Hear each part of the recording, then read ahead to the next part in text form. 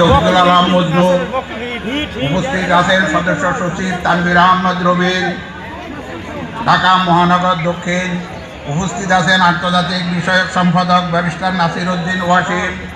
উপস্থিত আছেন ঢাকা 10 আসনের গণমানুষের নেতা, আমার প্রাণ প্রিয় নেতা শেখ রবিউল আলম রবি, যিনি দীর্ঘ 15 বছর 200টি মামলা নিয়ে আমাদের সাথে রাজপথে মিছিল, মিটিং, টিকিটিংয়ে উপস্থিত ছিলেন এবং আমাদেরকে সব সময় সহযোগিতার হাত বাড়িয়ে দিয়েছেন। আমরা ধানমন্ডি থানাবাসী মহানগরীর নির্দেশনায় শেখ রবিউল আলম রবির নেতৃত্বে ভারপ্রাপ্ত চেয়ারম্যান তারেক রহমানের 31 দফা কর্মশালা ধানমন্ডি বাসিনীকে পৌঁছে দেওয়ার প্রত্যাশা ব্যক্ত করে এখানে আমি আমার বক্তব্য শেষ করলাম। আসসালামু আলাইকুম ওয়া রাহমাতুল্লাহি ওয়া বারাকাতুহু।